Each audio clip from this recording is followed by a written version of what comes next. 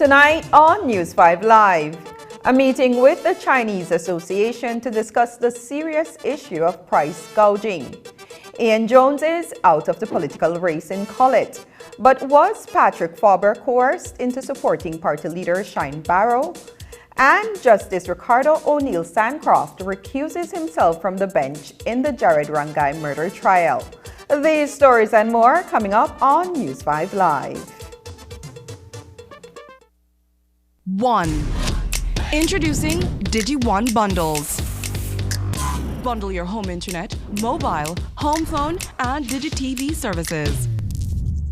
One bundle, no hassle, exceptional value. Digi1. Digi, our national telecom.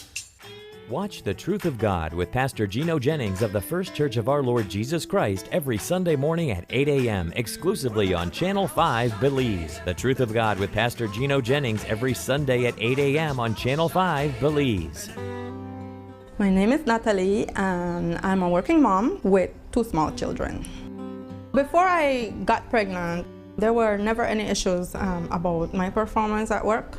However, when I did get pregnant, the way I was treated made me feel that I wasn't welcome anymore in the workplace. And so I decided to resign for my health and for the health of my baby.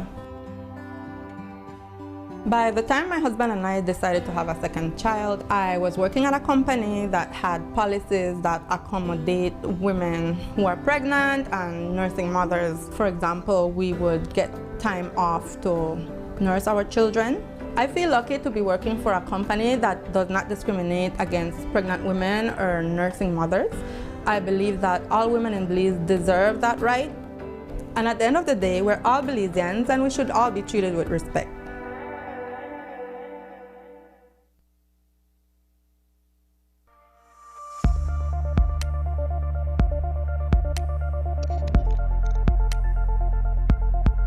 Environmentally degradable plastics, or EDP, are plastics that are affected by a combination of environmental conditions that cause the plastic to break down within an acceptable time frame. They are specifically designed to degrade into carbon dioxide, water, and other biomass substances. The level of breakdown can vary based on standard test methods appropriate to the plastic. Click on the link below to see what you can do to help end the nightmare of single-use plastics. I'm Alison Castillo, and now you know.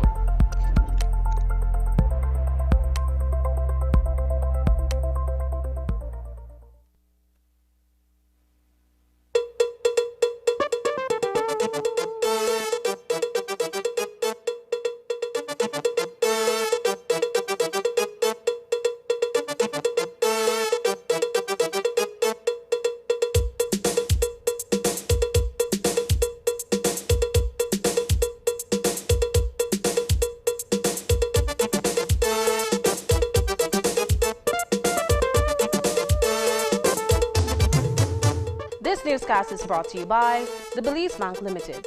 Our country, your bank.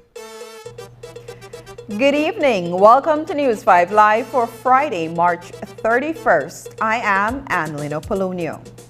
The discussion around price gouging involving local Chinese business owners became more prevalent during the COVID-19 pandemic. As the Briceño administration steers the ship of economic rebound, Belizeans across the country have been bitterly complaining about the increased cost of goods at the stores. The blame, for the most part, has been placed on the inflated cost of importation. But an argument can be made that the price on some items are unjustifiably high. A new law has been enacted that will enable a select group of public officers to ticket store owners for price gouging. And today, government ministers met with the Belize Chinese Association to explain this new law and to get their feedback. News 5's Paul Lopez reports. This morning, the Belize Chinese Association met with a number of government ministers at the Prime Minister's office in Belize City to discuss the issue of price gouging at local Chinese stores. Armed with a bag of grocery items bought from separate stores in Belize City, Lennox Nicholson sought to demonstrate to the association members examples of how the prices of goods vary from store to store. We're just doing some basic demonstration of some of the stuff that we bought. No?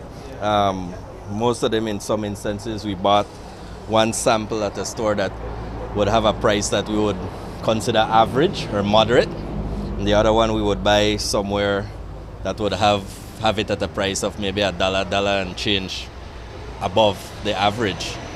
And so basically what we were trying to do is just to demonstrate that the matter of gouging is actually real, and it's not something that we're discussing without some conclusive information. The closed-door meeting lasted for approximately 1 hour. Thereafter, Jose Mai, the Minister of Agriculture, Food Security and Industry, spoke with reporters about the discussions held. I think we're all aware that the law now, it's law now, there's an amendment to the Supplies Control Act, which was passed in the House.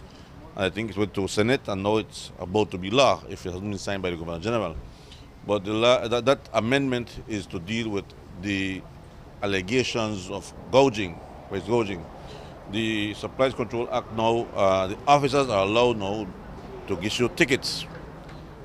We had been in consultation with the store owners for some time. We've been doing rounds on the media explaining what we will do.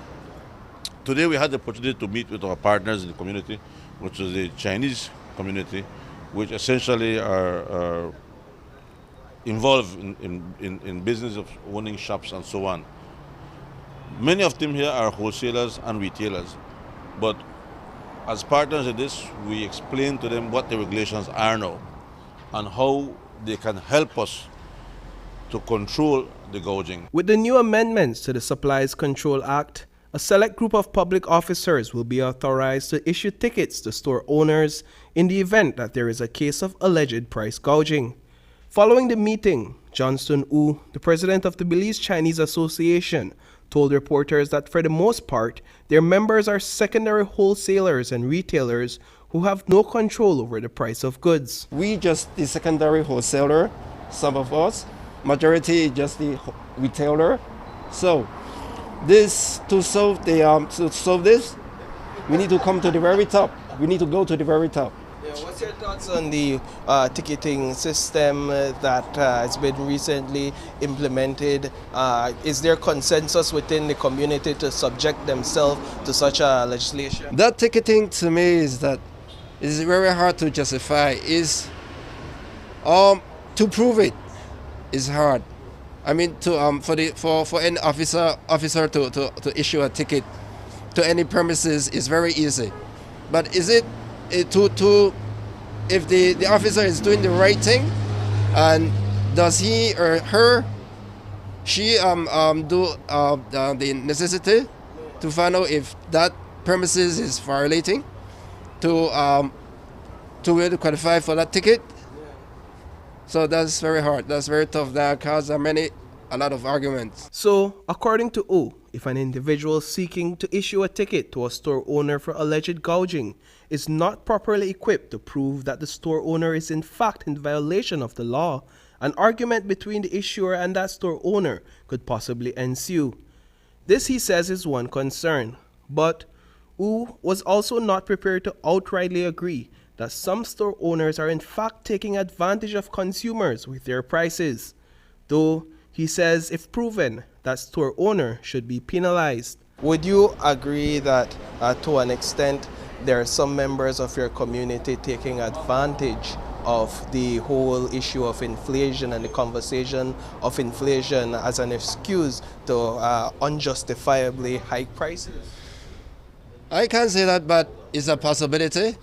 And if anybody doing that, well, that one should get penalized. Wu has now publicly declared that he is open to the idea of store owners being ticketed for price gouging. However, the work ahead for the government is to determine where the reasonable price point for an item ends and where price gouging begins. What we need to do as the enforcement agency is to be able to distinguish where imported inflation ends and gouging starts. And you would have noticed that certain goods were taken into the room, and we explain some of our findings from inspections where we can show where that imported inflation aspect ended and where the gouging started. And the minister mentioned about our collaboration with the community, because that is key, because one of the things we need to be able to do is to map throughout the entire distribution chain and identify exactly where the problem point may be. Reporting for News 5, I am Paul Lopez. Another commodity that has seen a recent increase is poultry. Viewers might have taken note that the price of poultry increased by 10 cents earlier this week. As a result, some of the popular fast food restaurants have already increased their prices to reflect this change. We asked Minister Mai about this latest increase. Here is what he told us. There was a 10 cents increase in poultry announced by the Poultry Association last week. Yeah, so that. Well, again, the prices of goods have gone up across the world. Corn being one of them. Soybean. You see, sometimes you tend to believe that Belize is an island. We produce our own corn, and so therefore, if the price of corn goes up in the U.S., it should not go up in Belize because we produce our own corn. We're not an island. Supply and demand is global. So when the price of corn in the U.S. is the largest producer of corn in the world. So when their price goes up, the Guatemalans say, well, I can't buy from the U.S., I better buy from Belize, and I'm offering $50 for 100 pounds. So they come and offer the farmer $50 per 100 pound sack. But the tortilla mill in Belize has to offer the same price. So automatically it goes up. It's a law of supply and demand. Right? So that is, and at this moment I've asked my office, my ministry, to do an analysis of the commodities. For example, corn. If the price of corn goes up, what is affected? Well, it affects the price of poultry, the price of pork, the price of, not beef maybe, but eggs. If the price of rice goes up, it affects directly the consumer, because we consume the rice. But when corn goes up, When soybean goes up, a number of other commodities goes up because they're dependent on the animal feed. But some may say that 10 cents was a small increase. The manager, Mr. Ramanakoro, said it's very minuscule, so he believes that it shouldn't have been passed to the consumer. Is this something that you agree with? It shouldn't have been passed to the consumer. Passed on to the consumer. So who would observe that? There was a huge bust of contraband pharmaceuticals over the weekend in Orange Walk. The information is that customs officials intercepted a Chevrolet Silverado pickup truck on the San Antonio Road. Inside the vehicle were Herman Antonio Lobos and Maribel de Leon, and over 24 boxes of illegally imported medications valued at a little over $320,000. The boxes were confiscated and the couple was detained.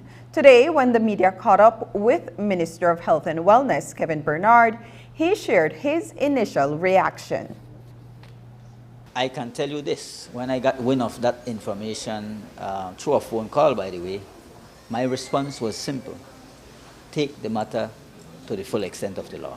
We cannot allow, we've been hearing these things for years, that has been happening, but we cannot allow people to get away. I don't care who they are. I don't care which political party they are assigned to or favors. That is health you're talking about. You're talking about people's livelihood, life actually, not livelihood, but life, because you cannot allow medications to come to this country without being inspected properly. So have not been approved. That has never been approved. They did not get a permit, so they did it illegally, and you pay for your actions. During last week's budget debates, Albert Area Representative Tracy Panton questioned the budget in terms of the allocation for medical supplies and medication to the Ministry of Health and Wellness. According to the draft estimates of revenue and expenditure for 2023-2024, medicine and technology for last fiscal year were over $25 million. But the estimate being presented for this year is over $9 million less. Minister of Health and Wellness Kevin Bernard explained that the tender cycle is split between 2 fiscal terms, hence the reason why there will always be a need to return to the House of Representatives for additional finances. The member for Albert was being a bit disingenuous, because when you look at the history of medical supplies budget, it has always been around that range. The way the budget, the way the tender cycle is, and that's one of the reasons why I mentioned from the very last year, or late last year, that we worked on making the change in the cycle, because you will find that the tender cycle goes within 2 fiscal periods. And so you have to budget within the fiscal space, and at the same time, there will always be need. Let us not shy away from that. There will always be need for us to go back to the House for additional funding. And I made that absolutely clear to Cabinet, to the Ministry of Finance, that we will have to come back. Some of these monies that are approved are also to cover some of the previous outstanding debts that were there in terms of medical supplies. We are trying to fix that system. We are trying to make sure that within, and this is the reason why we have the tender cycle taking place right now. In fact, the review is now being done. Bids have been submitted. Review is now being done over the Easter. Right after the Easter, we should have those finalized. The hope is that we can get our final review done before the end of April, so that it could go to the Ministry of Finance, to the Contractor General for an approval, and then we sign contracts no later than, I had hoped that we would be able to sign contracts from the end of March, but that was not possible. But we want to ensure that at least the latest mid-May, we can sign contracts, so that when the tender cycle finishes in June, those suppliers are already bringing in their items for the new tender. And so and then we go back in October and do again the reforecasting, so that we can then put it for the end of December period that we really wanted it to be. Because we want to ensure that when we present the budget, it is based on exact needs of our health system. And remember now, we provide for KHMH, we provide for all regional bodies, and so there will always be need for us to go back. So she may have a point, and I agree that the funding that is stated in the budget may seem to be a limited amount, but it is the way the process works, and we are working into ensuring that that we one can look at the very much needs that we have as a ministry in terms of medical supplies and pharmaceuticals. And as I said, they are more likely within the year, we will have to go back for further funding to be able to support the rest of the fiscal year. The Albert area representative also made reference to the number of non-established staff in the health sector, which since 2022 has been up to 641. The wage bill for these persons is estimated at $421,502. But there is also the issue of nurses who have been leaving Belize for opportunities overseas. Minister of Health and Wellness, Kevin Bernard, explains that the increase in minimum wage has affected that budget, but also that GOB will be hiring additional community health care workers and their stipend has also increased. The $5 wage has an increase, has an impact on that. We increased for April 1st the stipends for community health care workers, and we are increasing the cadre of community health care workers across the country. So we have in the budget put also where we are going to be hiring new community healthcare workers, and that stipend will be going from $100 to $500. So there's a significant jump in terms of that. At the same time, when you look at the number of staffing that we have, but I think erroneously what the area representative member for Albert did not point out, and she tried to say we have the same, but that's not the case. When you look at the actual figures of staffing between what was 785, I believe, and then now 951, that is where the difference is. We have been putting in people. We have been trying to fill the gaps within the areas in CMS, at the regions, and yes, we may be losing nurses, but as we are losing them, we're putting out and trying to get in nurses. In fact, every single day we have applications coming in for persons who are graduating, going through the nursing council, making sure that the process, it goes through the necessary process, of course, but we are trying to make sure that we fill the human resource gaps. Will we be able to do so in 3 months, 6 months, 1 year? We may never be able to fill the entire gaps, but we are working on making sure that we are able to provide the quality and efficient service to the Belizean people. That is what is most important. So to take the budget and look at the wages for on a blanket format, I think it was not really the right approach, but to really get the answer, all of these things has a factor in terms of why the wages may reflect that difference. Speaking about the increase in allowance for community healthcare workers, nurses have been migrating for better wages. It is among the many issues that have been brought to the Ministry of Health and Wellness over the past months. Minister Bernard says that the ministry is looking at adjustment of salaries for nurses, pharmacists, and those in the health sector. Now, what we also did and what we're budgeting for is that we have also said to the nurses we are looking at the compendium of allowances that we need to look at. We have to make those adjustments. We will go back pretty soon to cabinet and to the government and say we are looking at the pharmacists, we are looking at the med techs, we are looking at all of these persons to see where their salary scale has been at the very lowest point for too long. If we are to attract these people to stay, just as the nurses, then we need to make the necessary adjustment. And so part of the allowance as well that we have budgeted for is to ensure that we could reach those targets. And so, like I said, and a budget is a budget, it's a wish list. We want to make sure that we are able to get have the funding available to be able to provide these things. And of course, it goes through the necessary processes through cabinet and so forth. But definitely, when you look at the budget, and we could share the full details to you all through our FOs, but it is all in the hope that we are able to keep our staff. We are making sure that our target is to get in more nurses. We need to bring in more nurses in the system, but at the same time we need to fill all the other gaps that we have. We need more radiologists. We need more lab technicians. We are looking for pharmacists. You know, it's been difficult, but we are doing what we need to do to ensure that we can fill those human resource gaps so we can better offer quality services to the Belizean. Coming up, patient accuses radiologist of sexual assault. Find out the details when we come back. Hello, friends. I'm Dr. Bob Roberts with another 60-second sermon from God's Word. The Bible says, "Oh, taste and see that the Lord is good." Men throughout all ages and eternity have sought to deny the reality of Christ and His resurrection. Dr. Paul Tillich was one of those men. On one occasion, he spoke for 2.5 hours trying to prove his belief and concluded that there was no such thing as a historical resurrection and that it was only a religious tradition of the church. He then asked if there were any questions. A rather old man, seemingly uneducated, a preacher, stood up and said, "Dr. Tillich, I got one question." And he reached down into a sack lunch and pulled out an apple and began eating it. "Dr. Tillich, my question is a simple question. Now, I ain't never read them books you read, and I can't recite the scriptures in the original Greek." And he finished eating the apple.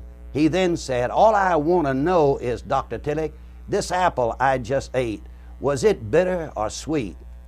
Dr. Tillich paused for a moment and answered in a scholarly fashion, "I cannot possibly answer that question, for I haven't tasted your apple." The old white-headed, uneducated preacher dropped the core of his apple into his crumpled paper bag, looked up at Dr. Tillich and said calmly, "Neither have you tasted my Jesus." The famed doctor promptly left the platform. The Bible says, "Oh, taste and see that the Lord is good. Blessed is a man who trusts in Him." Today's 60-second sermon has been presented by Christian Foundations of Faith in cooperation with the Baptist churches in your area.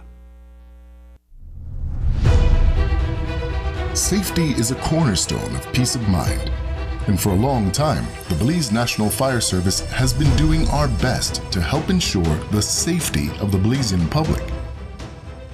We see that there is more we can do.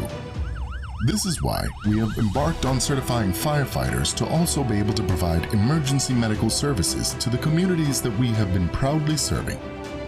This means that we can now assist with both fire and medical emergencies with efficient time. We went even further and created the 990 Communication Center, an emergency dispatcher service developed for quick responses to fires, accidents, and health calls. This service is already presently available for the Cairo region. Just dial 990 and the first question you will be asked is, "990, what is the address of your emergency?" You see, if we don't know where you are, we can't get you the help you need. Stay on the line and continue to answer the questions of the dispatcher. They will use the Beacon app to give real-time updates to emergency responders as they approach the situation and will be prepared to serve you. The Belize National Fire Service, the U.S. Embassy of Belize, and Belize Heroes have partnered to make emergency medical services available. We ask for the public to partner with us and call 990 for emergencies. You are help until help arrives.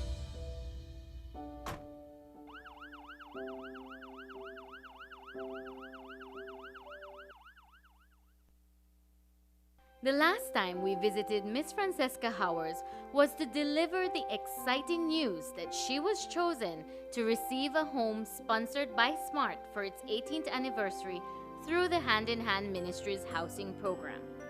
Since then, she has actively been participating in attending Saturday sessions to improve her life skills, cleared her property for its foundation and construction of her home, and has assisted in the construction of a home for another recipient of Hand in Hand housing program. All these activities are to foster a more responsible, responsive citizen in our community.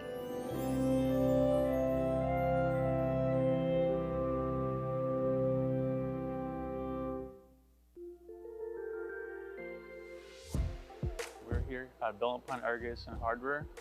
We're a hardware store here in Bntu. We have so many products, from starting your home, your foundation with construction material, all the way to finishing your house with a roof. Everything we have that you need to build your home from start to finish. Bntu Irrigation Hardware, in collaboration and partnership with BEL, to promote electric bikes and electric scooters. It's a new product that we're venturing into. BEL came with this app that we can download and install and then add our account to it. And what I like about it is that you can track and manage your electricity usage from month to month, going back 12 months and then saying, how can I save this month and not use so much electricity?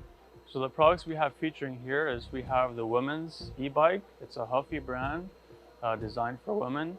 And some of the features that it has a front and rear disc brakes to stop immediately when needed. And it's an e-bike, so it has a 36-volt battery and a 350-watt motor in the back within the hub. So what this does is, for you to move, you have to pedal just like normal, but you don't have to exert almost no energy. You just have to pedal a little bit, and then what the bike will do, it will move for you. The miles per hour is 20 miles per hour, so you can be going 20 miles per hour and not exert almost no energy. So you won't break a sweat. So that's one of the features. So electric is the future, and it's becoming more available in Belize. So here at Belmont Point Aggregates and Hardware, we're offering very affordable prices on electric scooters and electric e-bikes at very affordable prices.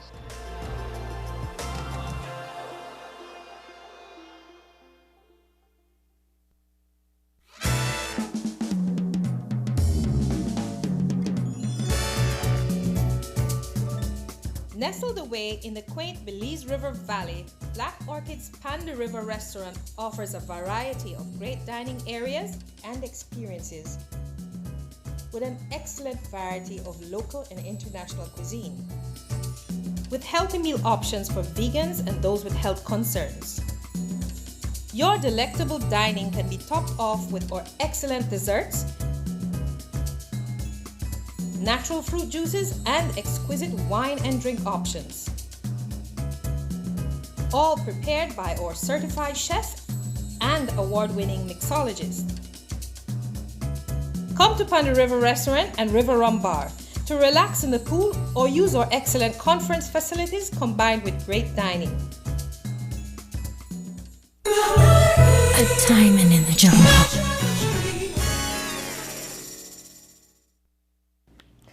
UDP standard bearer Ian Jones stepped down as the party's candidate of choice for Collet on Wednesday. His choice to withdraw as the nominee for that constituency was shared in a social media post on Facebook. But was there more to that decision than what we were privy based on Jones's statement? Earlier today, Collet Area Representative Patrick Faber wrote to the chairman of the United Democratic Party, informing him of alleged infractions committed by party leader Shine Barrow. In a letter addressed to Michael Perfeet, Faber states, quote, "On Friday, March 24th, in the opposition members' room, I was approached by the party leader and asked if could support his position for a motion that would be presented to the National Party Council on Saturday, April 1st, 2023. The proposal, if passed, would see him continue as leader until the next general election without any contest at upcoming national conventions.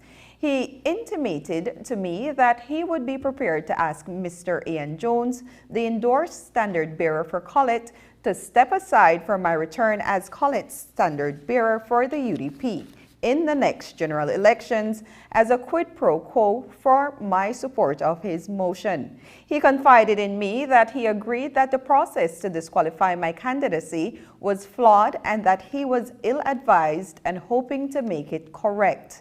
I made it clear to the leader that I would not support such a position and that any resolution that did not involve a democratic process would not be in the best interest of the party. I shared with him my view that the party is currently the most divided it has ever been, and in times like these, democratic principles needed to be strictly adhered to. I also expressed that any resolution that involved a quid pro quo arrangement would not be acceptable to me. However, on Wednesday of this week, the party leader contacted me and attempted to coerce me into supporting his resolution by using Mr. Jones's resignation as leverage. He informed me that he would only cause Mr. Jones's resignation to become effective if I agreed to support his resolution in the upcoming National Party Council meeting. End quote. The NPC meets on Saturday here in Belize City. Taiwanese President Tsai Ing-wen arrives in Belize on Sunday evening at 4 o'clock. The visit of the head of government to the Jewel, her second call on Belize since taking office as president, will be covered live on Channel 5. Earlier today, we caught up with Cabinet Secretary Stuart Leslie, who shared an itinerary of the president's visit, including high-level meetings with Prime Minister John Briceño, as well as the Ministry of Foreign Affairs.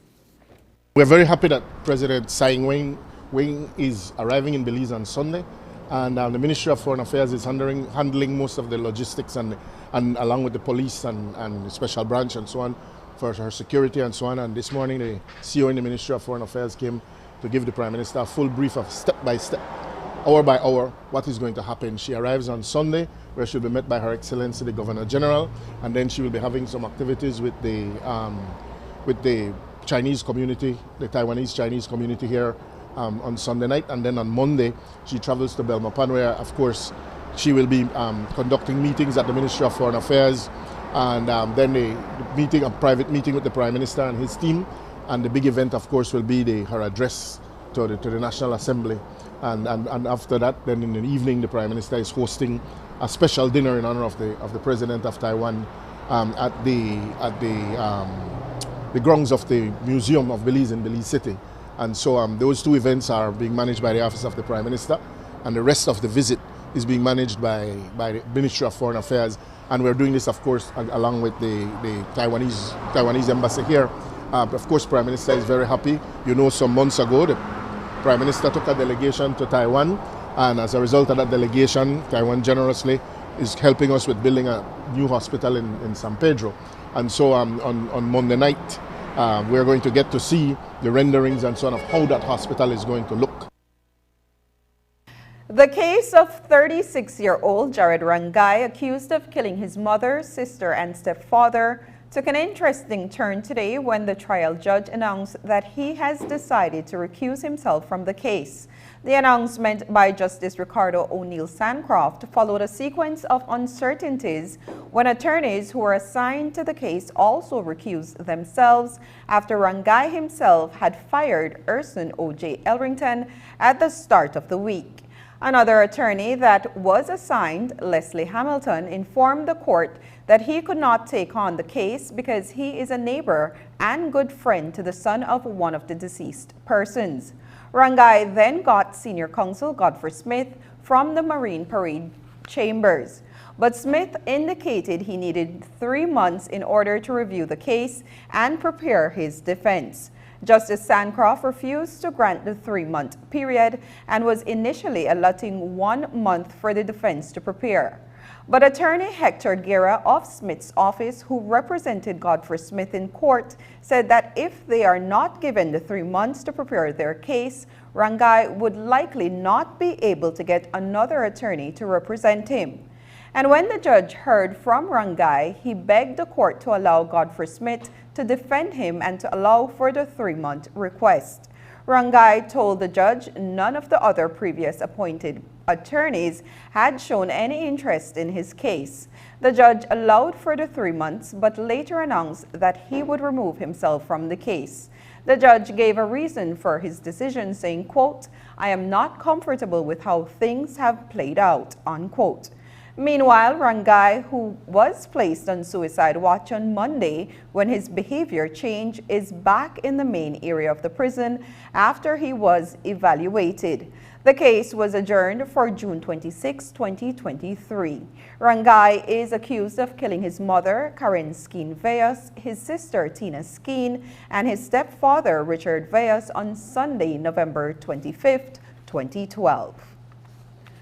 Police have released information on Thursday's fatal shooting incident near Sand Hill Village on the Philip Golson Highway that claimed the life of 33-year-old Justin Pollard. The Belize City resident was discovered dead sometime around 7:30 Thursday morning inside his Toyota 4Runner, that is, SUV, that was parked a few yards off the highway between miles 13 and 14. Police say they found Pollard sitting in the driver's seat with a handgun clutched in his right hand. Police have not officially said where the bullet wound was inflicted, but based on unofficial sources, it was located on the right side of Pollard's head. We also observed upon our arrival at the scene that the glass window behind Pollard's seat was broken. Upon the conclusion of their investigation, police will determine whether the incident involved foul play or whether it was a suicide. Pollard's brother told News 5 on Thursday that the deceased loved his children and his family. It is one of the worst things that can happen a medical professional in whose trust is placed to carry out a job, and that individual perverts that role and sexually abuses the patient. It is not a common allegation that has surfaced in the news in Belize, but it is making the news now. A young woman who was referred to a private clinic in Toledo for a procedure on Sunday has written a detailed letter to the Minister of Health and Wellness, Kevin Bernard, the Minister responsible for the police, Kari Musa, and the Minister of Human Development, Dolores Balderramos Garcia, and copied to 6 heads of various medical bodies and entities in the hope that an investigation is carried out and that swift action is taken against the person, in this case identified as a radiologist. The patient's letter claims that when the procedure that was recommended was complete, the radiologist then said he'd perform another procedure, one which the patient indicates was not recommended, but one that she allowed because she trusted his expertise. However, that was where things went wrong for the patient.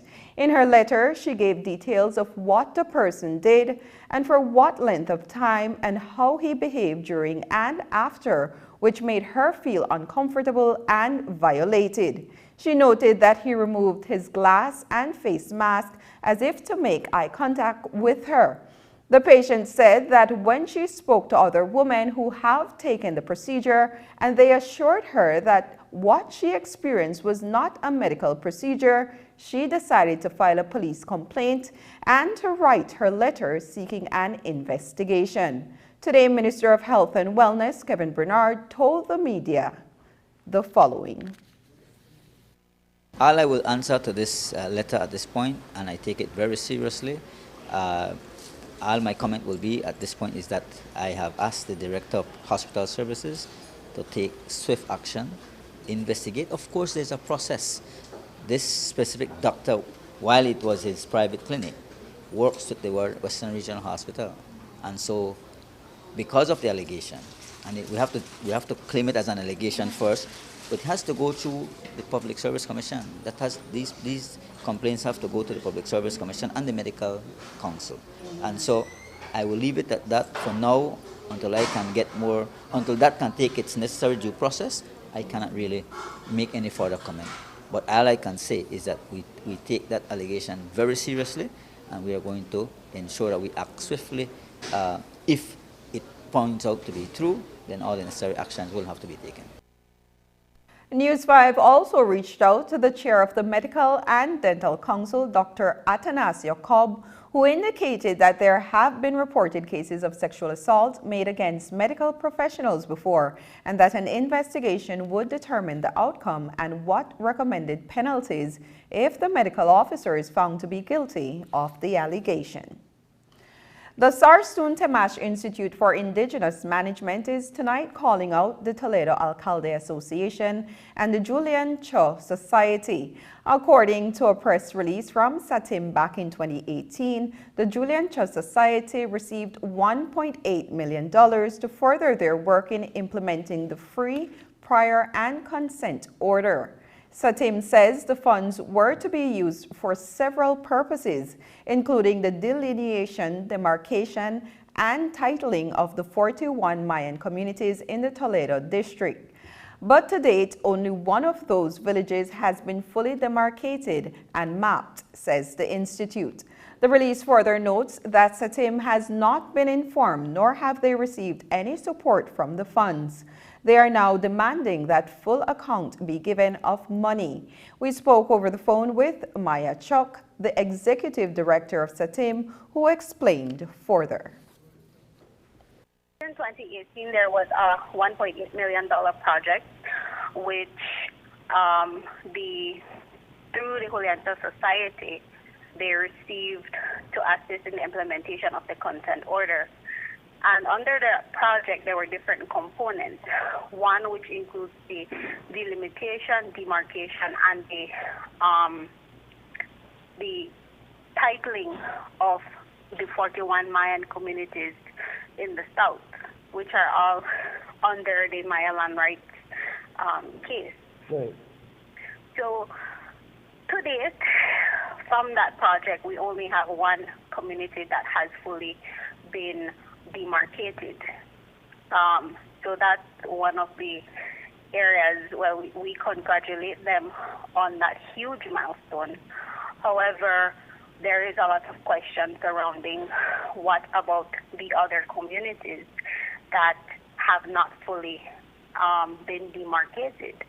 What will happen to them? Who will take on that process and issue their titling, which is important for, which is an important aspect of the consent order. Like I said, the project encompassed this organization to undertake the demarcation, but also looking at the legislative drafting of, incorporating the Maya land rights in different parts of our legislation, and also to build capacity. Right. And so because some of our communities are listed as beneficiaries of this project, we know for a fact that we have not had a consultation regarding the legislation. We did receive, however, a copy of a land policy that was created, but I don't know, communities are not aware who created that land policy or who was consulted during that time. So these are things that you have to ask for accountability. Well, and I understand that the project now has ended. Pablo Mis, the executive director of the Julian Trust Society, responded to SATIM late this evening. The release from JCS says that under the project, TAA JCS supported the community consent process with over 5,000 people, together with village leaders, elders, and expert knowledge holders. The release goes on to say that they deployed the Maya boundary harmonization process with 25 communities.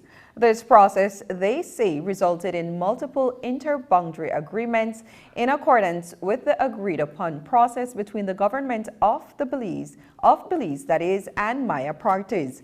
Moreover, the project also enabled the legal representation of several communities, including Jalacte, San Miguel, and Santa Cruz, before the courts, according to the release. In addition to all of this, the project directly supported ongoing negotiations with the government of Belize, including the development of a third-party inventory. The Julian Trust Society says that they have since been able to secure yet another multi-year extension to continue to support the implementation of the 2015 consent order through their partnership with the Land Tenure Fund. After the break, ostrich, it's what's for dinner. We'll tell you about that, but first, here's the weather update with data from the Belize Met Service.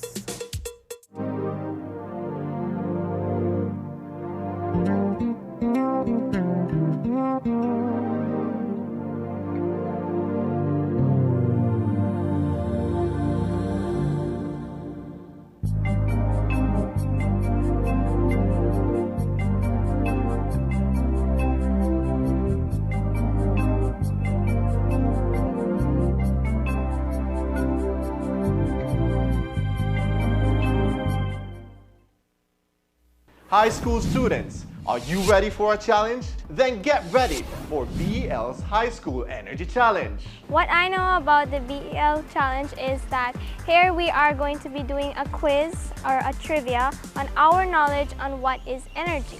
I first heard about the energy challenge when my teacher shared the link in our class group chat. I'm pretty excited because I've always had a fascination with energy and electricity. I found it interesting and as a great opportunity for me to learn more things about energy and about how I can use it. Also, the prize sounds nice too, so This challenge interests me because energy is something that I've always been captivated by. Like when I want to grow up, I want to be an electrical engineer to work with energy. I've actually registered for the challenge already, and I'll be studying for the challenge by going on the YouTube videos and on the Facebook links. Register now at pel.com.bz/energy challenge. Log in anytime from Monday, March 27th to Friday, March 31st to complete the challenge. My name is Vonetta Thompson, BWS Customer Services Manager. BWS is launching a new billing system effective April 1st, 2023. Utility Management Solutions, UMS, was purchased from a company, Continental Utility Solution Inc., or CUSI. It is one of the latest technologies in customer information systems and utility billing applications. This new system will allow BWS to become more efficient, which transforms into improved service to our customers. There will be a change in the account numbers. On the present bill, the customer account number displayed contains 9 or 11 digits. With the new billing system UMS, the account number will now consist of 12 digits. A web portal will be available in the future where customers can view their usage, bill, and payment history, as well as initiate requests such as meter tests and high bill review. Customers will keep the same account number for as long as they keep their service active with BWS. Customers will be able to register their credit cards and make payments directly to their account. At BWS, we continue to improve our service to become more efficient for you, our valued customers. Belize Water Services, delivering water and more.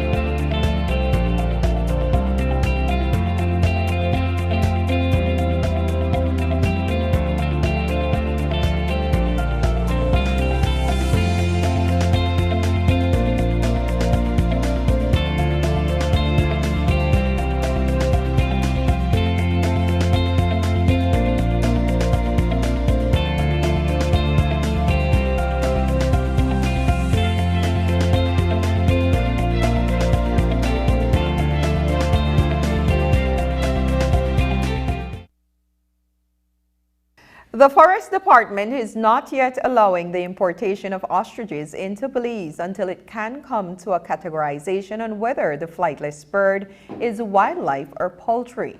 But that has not stopped one businesswoman from carrying out one of her dreams, opening a restaurant and serving ostrich as one of the exotic meats on its menu. By now, we have all heard of the leader of the Belize People's Front fight with the Forestry Department for not allowing her to import ostriches. But Nancy Marin has a few ostriches of her own that are reproducing, for which she has permission from the Belize Agricultural Health Authority, BAHA, to keep, provided they are within a safe space. Now, Marin has built the Volstruis restaurant at her Ranch Crafts and Echo Park location off the George Price Highway in Georgeville, Cayo. The soft opening of the restaurant is set for April 3rd. News 5's Marian Ali reports. Before now, Belizeans only knew what ostriches look like when they saw one on TV or online. But now, these large flightless birds can not only be seen in Belize, but if you have adventurous taste buds, ostrich meat can now be had in Belize. Businesswoman and farmer Nancy Marin is opening a restaurant that will cater to customers who have an appetite for exotic meat, and ostriches will be on the menu. The Volschus restaurant came about because, we've been farmers. We have heritage sheep. We have the ostrich now, the pot-belly pigs, giant rabbit. Our rabbitry produces very, very fast.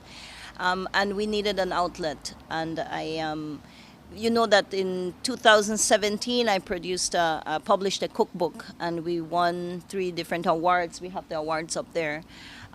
So with that, the family and close friends have always been telling me, get back into restaurant. If you want an ostrich meal, you will need to make reservations initially, however, since the meat is in short supply at this early stage.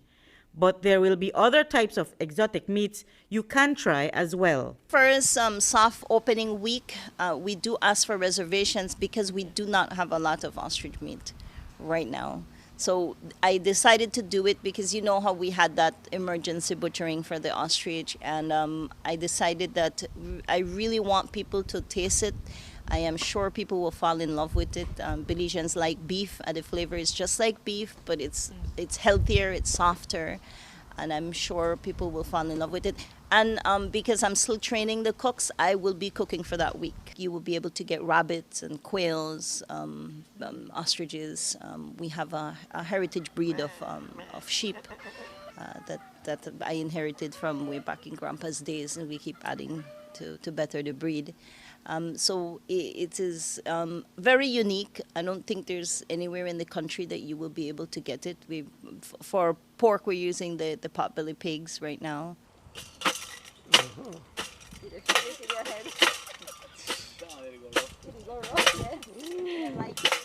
So if you're traveling on the George Price Highway and you come across the sign in Georgeville and were wondering if you could stop in for fast food, Marin advises that won't be served. I am not going to have fried chicken. It's going to be different healthy options. It's more geared. I don't know if you ever saw my book, Marianne, but it's going to be based on my book. It's Caribbean Mediterranean. It's a very unique mix, but it's very, very healthy. But the restaurant is not the only feature that Marin and her family hopes will draw hungry customers wanting exotic food. Marin also hopes to have her own line of locally produced wines to serve with the food. We closed a deal with the winesmith. We know that he's a Belizean that has excelled in winemaking. And we made a partnership where he's going to produce a brand of wine exclusively for our restaurant and our customers. And it's going to be a wine that is exclusively paired for ostriches. But it doesn't end there. For good measure, Marin will also add a whole new and different kind of entertainment. It will cater to people who have watched ice skating and have longed to know what that experience is like. We also have the ice rink that we couldn't do last year, and we're doing it this year in October so that it can be ready way before Christmas. Tell me about that. The ice rink, it's a synthetic ice. It's the company is called Glice. It is very environmentally friendly. You don't need any water. You don't need any electricity. It's self-lubricating when you brush it, and that's going to go right in front here from where we're sitting from the restaurant. We intend to have trainers to train kids to learn how to skate. We already have since last year the hockey team. The hockey team in Canada, they want to come to do hockey in the tropics. That's everybody's getting crazy about doing ice skating in the tropics. And Belize will actually be the first country in Central America to have it. Mexico already has it. I think Barbados has it, a couple countries in the Caribbean. But we will be the first. Reporting for News 5, I'm Marion Ali.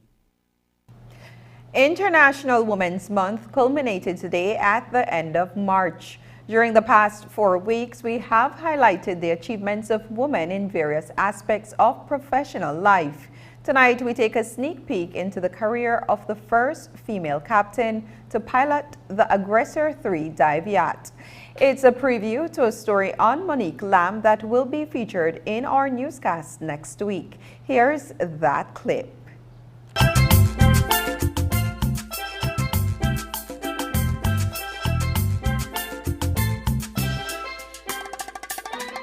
So I started off with different NGOs like ERI, Southern Environmental Association. I met Lisa Karn with Fragments of Hope.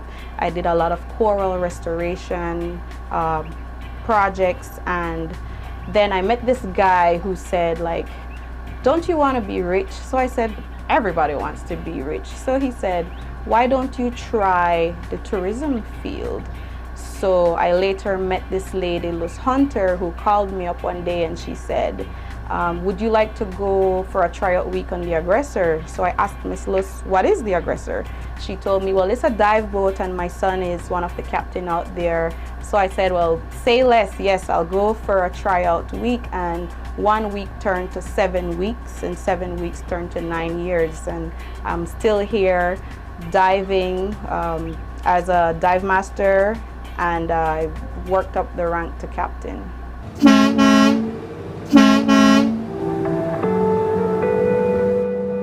Growing up, I saw my dad being the captain of his own vessel, and being the only child, I was like his son and daughter in one. So I got to learn all those early skills from my dad, and I knew then that I wanted to be just like him when I got older. I wanted to captain my own boat.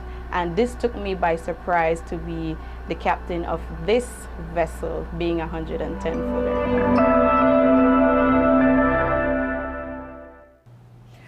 Earlier this week, we aired an interview with one of the candidates vying for Bntu's presidency in their upcoming convention. In that story, we reported that 2 individuals are contesting the seat. Since then, a third individual has come forward to announce his bid for the presidency. He is Ray Martinez, the president of the Bntu's Toledo branch. Martinez has been a teacher since 2007. He is currently posted at the Indian Creek RC School. We spoke with him over the phone. Here is what he had to say. Truly, I have a heart for teachers and the suffering we have been enduring. For the past 3 years, our salary, along with other public officers, have been frozen in regards to increment.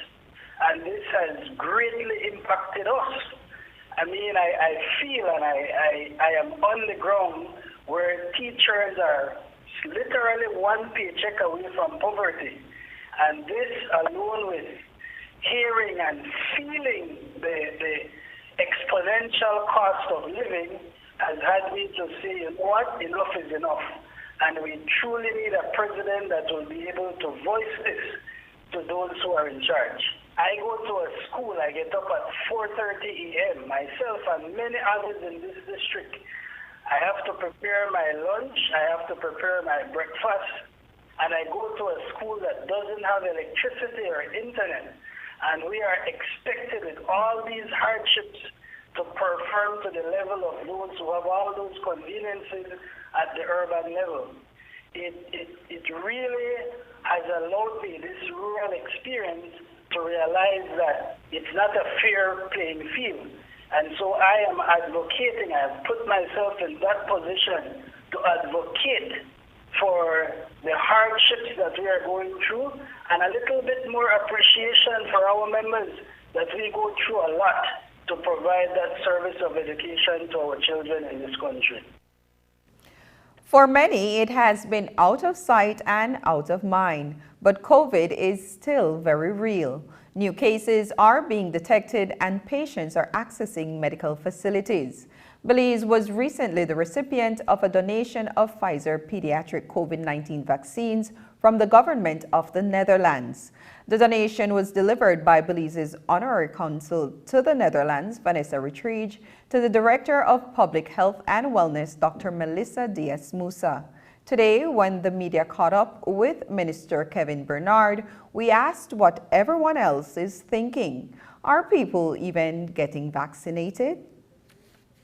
We have to remember that COVID still is there. Yes, we may think that it's not there, but at the same time, there are people who still want to get their booster shots. There are people who only had maybe one dose and still want to get their second dose, and that's one reason why when you look at the amount, we did not, even though they offered thousands and upon thousands, we only had requested and agreed to a certain amount. For the same reason, the reluctancy, and we're trying to make sure that it is available and it's free. No cost to the Belizean people, but will be made available to those who want to go and get their booster or their third booster or their fourth booster. I'm not saying that it's going to wait. There are people who do call, and if you look at the Ministry of Health Facebook page, and because I get messages as well through the page, you have people asking, where can I get my vaccine? Where can I go and get my booster? So there are needs. There are people who are coming. We just want to make sure that you can't go and say a major issue happened, another variant pop up, and then come back and say, but why don't I never get vaccine? That's the reason.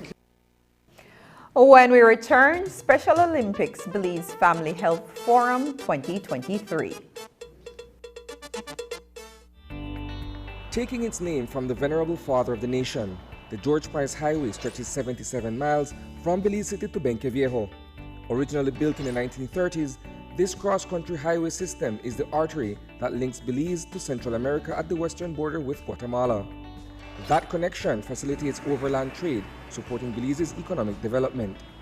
Winding its way across the scenic countryside, the George Price Highway from Roaring Creek to Esperanza has been fully reconstructed to meet international standards, with particular emphasis on road safety. A shorter and hassle-free commute is best enjoyed when everyone obeys the traffic laws. To reduce the number and frequency of road traffic accidents, it means that a seatbelt must be worn at all times and the speed limit observed when traveling along the highway. It also means that pedestrians must use sidewalks and crosswalks where available. Buses should only board and discharge passengers at a designated bus stop. Road safety is everyone's responsibility. It begins with you.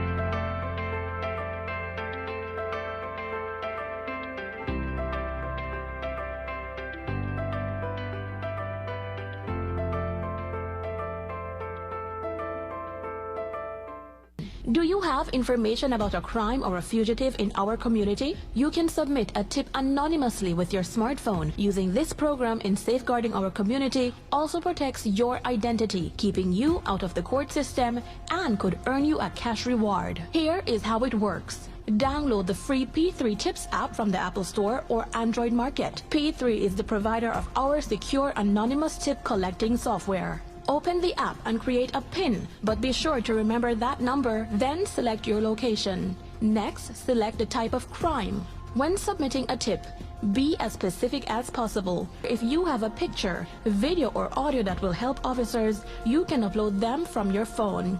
Information leading to an arrest can earn you a cash reward of up to $1,000. Once your tip is submitted, you'll be given a tip ID and password. Check back if your tip leads to an arrest. You'll be told how much you were rewarded and how to anonymously collect your cash. With eCash, bill payment is extremely convenient, and all utility companies accept eCash payments. What's even better, you get to split bills with your roommates, siblings, or whoever you desire. Simply open your eCash app, go to Bill Pay, tap the respective utility company, enter the information, and pay the bill. Then tap the transaction made. Tap Split the bill. Select Evenly. Send the request to who you are splitting the bill with, and get notified when they pay. Talk about making life easy and avoiding confusion. You can split the bill for restaurants, grocery stores, and for any eCash payment you make. To find your next yummy meal, hair treatment, or chill spot, simply open the app and utilize the geolocation service to see nearby businesses that accept eCash. Geolocation and bill payment make life a whole lot easier. At SMART, we embrace change, innovation, and equality. From energy and transport to telecommunications and network technology, our females are bringing their own style of leadership to traditionally male-dominated sectors and breaking down barriers for the next generation. Therefore, fostering our women's sense of self-worth, her decision-making power, her access to opportunities and resources is at the forefront at SMART. SMART celebrates all women this Women's Month under the theme Digital Innovation and Technology for Gender Equality.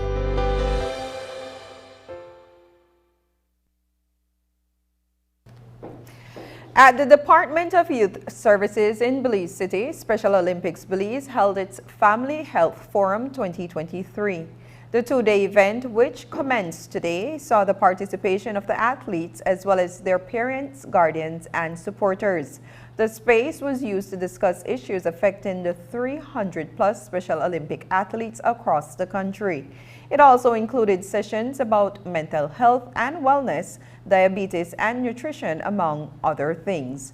Chair of Special Olympics Belize is Dr. Maxine McKay. Our Special Olympics athletes, there's a cross-section of them, mostly catering for athletes with intellectual disability in the country of Belize. They're located in all districts, and age ranges vary. And so this health forum is of critical importance to our athletes and their parents and their guardians and persons who support persons with intellectual disabilities and diverse abilities. This forum is specifically to speak to their mental health, not only for the athletes but also for the persons who cater and care for these athletes, their dental and oral health, their visual health, their nutritional health, bone density that speaks to the indication of any bone injuries, anything that may happen with their bones, and also visual health. Visual and diabetic health is very, very crucial to this health forum. So it's a plethora of things that we're going to address today as it relates to health care for our athletes, their family, because you can't exclude the family when it comes to how you care for these athletes, right? So they need to be averse of how we take care of these athletes when it comes to the things that I listed. The opening forum was to see the participation of several ministers of government, including youth and sports, education, human development, and health. While several of them could not make it to the opening ceremony, Minister of Health and Wellness Kevin Bernard says that there must be equal health for all, including persons with diverse abilities. If you notice, one of on the agenda, there are several health matters that is being raised, talking about Special Olympics and persons with diverse abilities, and how can we as different stakeholders are able to support the Special Olympics, or athletes, but not just athletes, but persons with diverse abilities. And so for me, our presence here means a lot to the organization. And as I made that short appeal to Belizeans across the country, that we must always try and find ways how to support the organization, because at the end of the day, it is supporting those persons with diverse abilities. One of the things that, as you know, when we talk about health, it's access to health, access to to adequate services, making sure that facilities are amenable to persons with diverse needs, even the access to the facilities itself. So we are looking at all of these things through the Ministry of Health to ensure that one, as you said, no, it's equal health for all. We need to ensure that those set of persons are also able to get access without any hindrance. And so these are the things that we are talking about. How are we able to then, as from a Ministry of Health as well, ensure that health services are affordable to those individuals?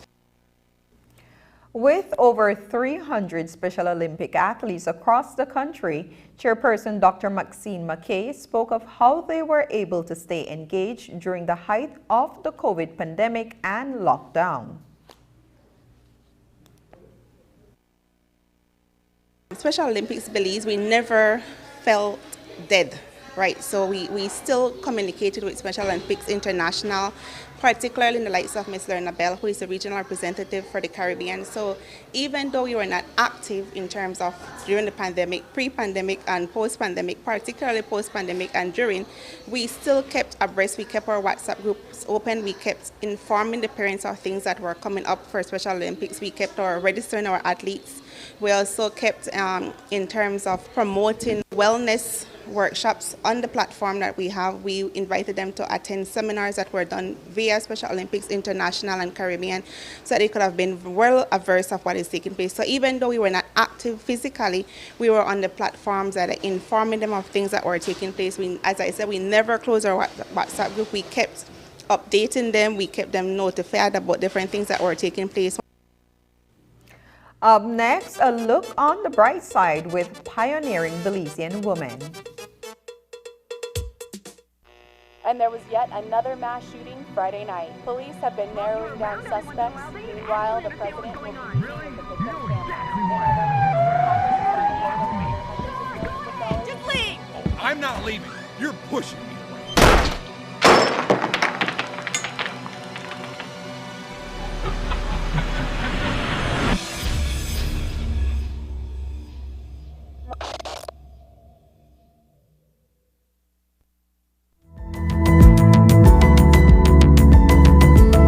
Smart introduces Real Unlimited Postpaid Plans, providing customers with unlimited talk, unlimited text, and unlimited data.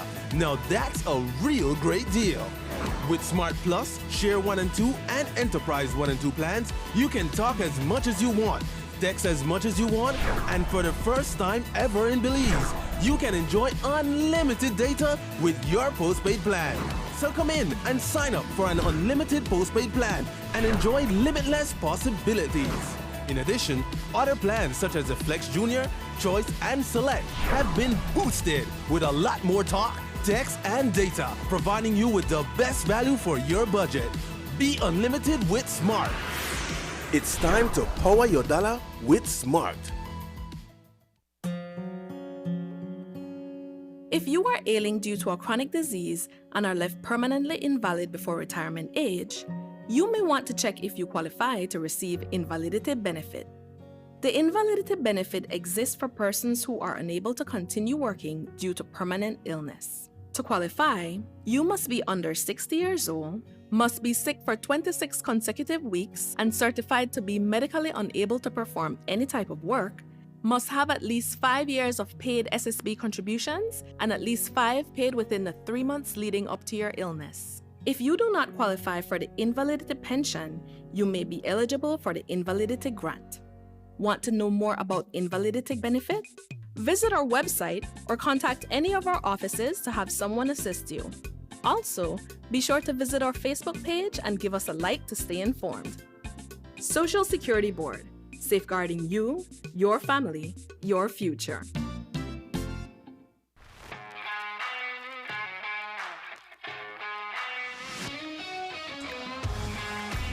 Messi! Off goal! What a goal from Leo Messi! What an incredible strike from Leo Messi!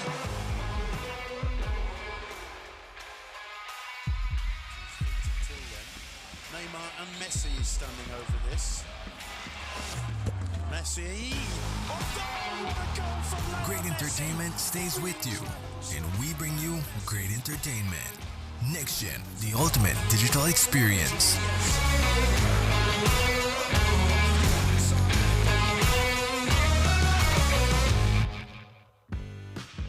After a rough week of school, Jake and his friends decide to treat themselves to frozen coffee. And since they don't have cash on them, they decide to use eCash. With eCash's geolocation feature, Jake can easily find the nearest coffee spot. With eCash's built-in option to split bills, Jake can pay the bill and his friends can reimburse their portion of the bill. Jake scans the merchant's code and confirms payment. Jake then views his transaction history and taps on the transaction recently made, then taps the Split the Bill button where he selects the Evenly option to evenly split the bill. The application splits the bill automatically. His friends receive and accept the request. Geolocation and splitting the bill via eCash makes Jake enjoy his digital lifestyle. History is as recent as yesterday, and the future is a second away. In looking to the future, it's important to recognize how far we've come. As we celebrate International Women's Month, Sabrina Daly found this week's look on the bright side through women that have used their voices to bring about change for other women. What she found was that history was indeed not so long ago. On the Bright Side is brought to you by Uno, a brand committed with the future.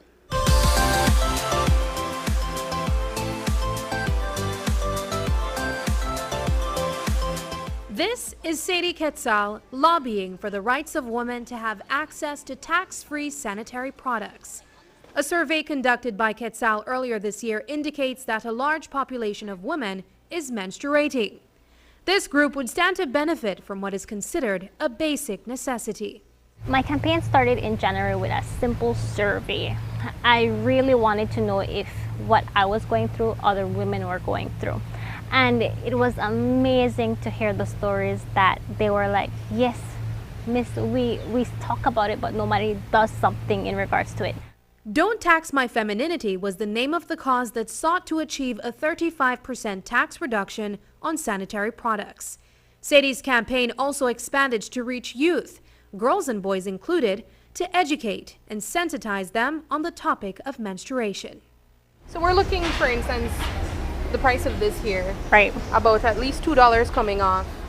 So Correct. $5 Remember, and change. It's 35.5 less % of tax. 35.5? Yes. No GST, which is 12.5, 3% environmental tax, and 20% importation tax.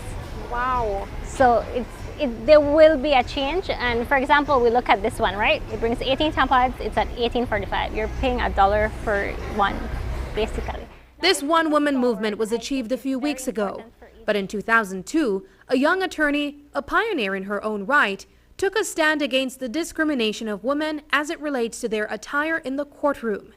21 years ago, Attorney General Magali Marin Young fought for her right to wear pants before the bench. Discriminatory is defined in the Constitution as imposing restrictions on one class of people and not one class of persons and not imposing the same restrictions on another class. And I strongly believe that I am being restricted from wearing trousers because I'm a female. And I do believe that I have a case to answer before the court. In 2002, women were already wearing pantsuits in the business world and the professional world. And attorneys, there were a couple female attorneys who were wearing slacks, pantsuits to court. Upon the arrival of Dr. Conte, however, he insisted that female attorneys wear skirts. And I attended chambers. I was in a black pinstripe conservative suit. When I arrived in the then Chief Justice's chambers, he told me, I will not entertain you. And I said, Honorable Chief Justice, may I know why? And he said, you're not properly attired. I said, why do you think so? And he said, you are in law school, you learn to wear a skirt. Female attorneys are to wear skirts. Marin would then file a constitutional motion on the grounds that her plight in the courtroom was discriminatory and unconstitutional. In doing so, a change was made to benefit all future female attorneys. The Chief Justice redrafted the dress code to allow for women to wear pants. The common theme among both of these women is recognizing an injustice for a woman and taking a step to create change. The same can be said for Dolores Balderramos Garcia. While her fight for common law and matrimonial rights benefited both the sexes, in the early 2000s, it was a big win for women. As a young attorney, I did travel the country, of course under the banner of a political party, but mainly for the advancement of women so that we could understand our rights and fight for them. In the 90s, common law rights were unrecognized. This meant that if a woman had supported her partner for 5+ years and subsequently parted ways, properties that were built during that period would be claimed by the individuals whose name it was under. In those times, the primary owners were men. This in turn would see women go from housewives to homeless in the wake of a separation. Our Belizean women many times did not know the rights that when you live with somebody, you help them to build up their business. You build a family together. You build a home or a business or whatever it is together. You don't want to walk out of that tomorrow and be on the street because the relationship breaks up. And it's usually property in the man's name. Now, matrimonial property may not be important if your marriage is going fine, everything going swimmingly, but it becomes important on a breakup. And again, we don't want that lady to be on the street, or it could be a man as well. It's gender neutral, but of course we know that in fighting for these legal positions, we are advancing the cause of the equality and the advancement of women so that women are not disadvantaged. In 2001, the Court of Appeal ruled that upon a matrimonial or common law separation, the court would consider the contributions of partners that did not generate an income in the household. What it is that you recognize the contribution and the work of women in a relationship, in a marriage relationship or union, whether that person worked outside the home or not. Because before that law, on a divorce, for example, the woman would have to have proved to the court that she contributed money or money's worth to the acquisition of property in order to gain from that property on the separation or divorce. So if she was a housewife? Couldn't get anything and the house in a demand name, and she has no say, no rights, even though she may have raised 5 children. These are only 3 examples of how our society has shifted to recognize the rights of a woman. In 2023, we're still celebrating titles bestowed upon women for being the first in their respective roles in leadership. But the steps that got us here will lead us to the outcome we deserve, whether it is a fight for attire, a basic need, or equality in marriage. While the end of March culminates a celebration of the many steps taken, the actions thereafter will determine the desired results. Looking on the bright side, I'm Sabrina Daly. On the Bright Side was brought to you by Bntu, a brand committed with the future. That's the sound of fuel efficiency. Every day, every time, I choose Bntu Fuels powered with Dynamax. Bntu, a brand committed with the future. And that's the news. Tonight's broadcast is available at channel5belize.com, on our Facebook, and on YouTube. I'm Annalyn Apollonia. Thanks for joining us, and from all of us here at News 5, have a happy and safe weekend. Good night.